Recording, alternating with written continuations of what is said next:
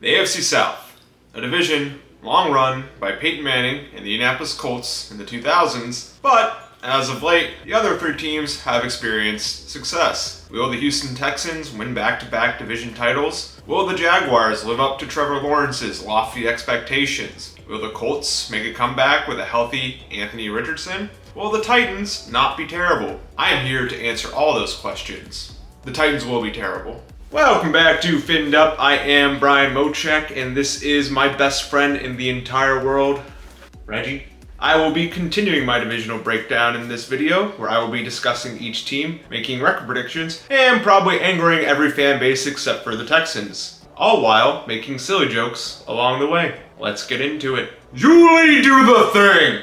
There's the dunk and the shoulder right there. Damon Shelton got Finned Up.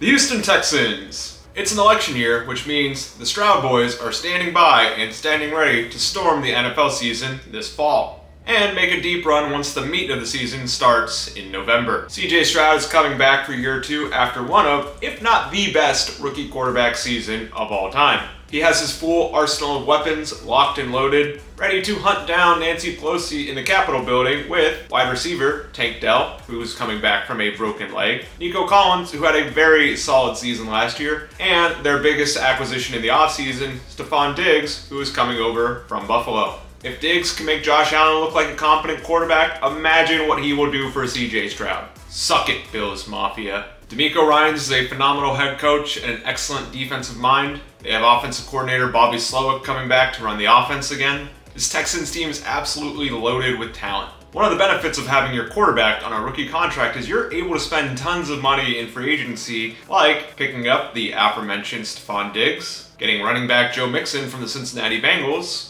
and edge rusher Daniel Hunter from the Minnesota Vikings to complement second-year edge rusher Will Anderson Jr., came out of Alabama in the first round last year and looks like an absolute stud. CJ Stroud will continue to be the only good quarterback to ever come out of Ohio State, and all will be well in Eastern Texas. As long as they stay healthy and CJ Stroud avoids the sophomore slump, which I fully believe he will, the Texans are going to be very, very good in 2024. I am predicting a record of 14-3 and first place in the AFC South. The Jacksonville Jaguars. The Jacksonville Jaguars looked like the apex predator in the jungle when they started off the season 8-3, but then injuries hit them hard in the back half of the year. When Trevor Lawrence and his roaring mane of golden locks experienced the NFL equivalent of having a thorn in your paw when he got a high ankle sprain against the true king of the jungle, the Cincinnati Bengals. And they end up finishing the year 1-5 and missed the playoffs. Their sole win in that stretch came against the hapless and endangered Carolina Panthers, who were endangered because of the outrageous actions of a billionaire who decided to go big game hunting with an NFL team.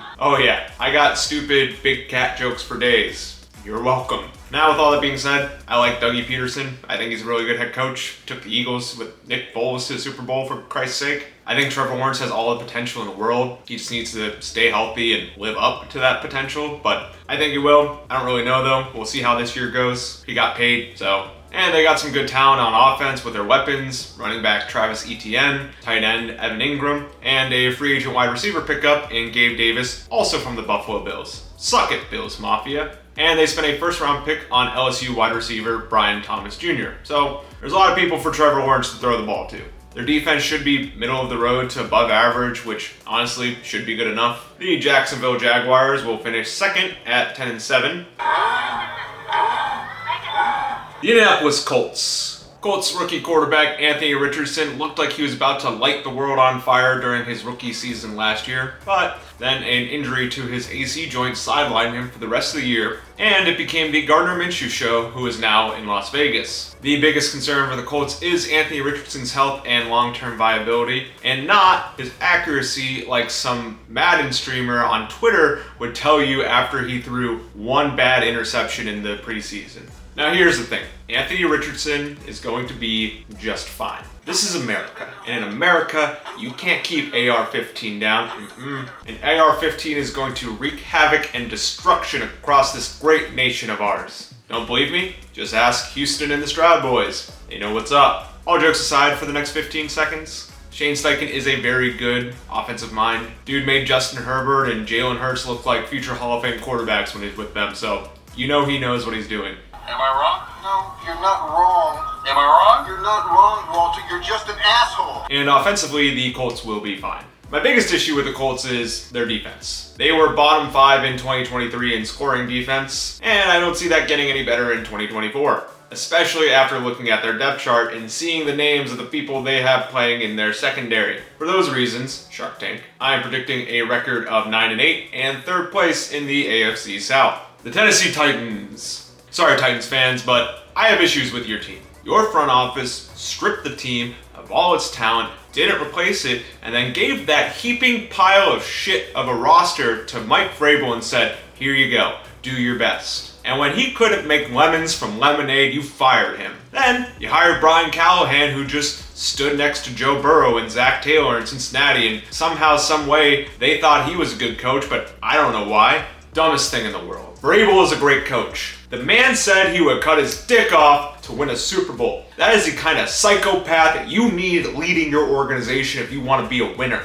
The guy went to the AFC Championship game with Ryan Tannehill as his quarterback. I watched Tannehill for 7 years in Miami, okay? I know personally how difficult it is to take that man to an AFC Championship game. Dumbest thing in the world. They did my boy Vrabes dirty, and I am rebelling the only way I know how. And that is saying snarky, sarcastic things on the internet, like a real man. Okay, I've calmed down. I think Mayo Man Will Levis did show some promising signs last year as a rookie, and he's just really hot, so you got that going for him. Are you from Tennessee? Because you're the only 10 I see. But I don't think they have the talent around him to develop him properly. Calvin Ridley and Tyler Boyd, they aren't bad wide receivers, but they aren't world beaters either. DeAndre Hopkins has 1 foot in his NFL grave, and he's not going to be a reliable pass catcher this year either. No amount of mayonnaise-scented cologne can fix the stink that's coming from that offense. Their defense, meh. Just meh. I like the addition of L'Jarius Sneed from the Kansas City Chiefs. I thought that was a good pickup from them, but other than that, meh.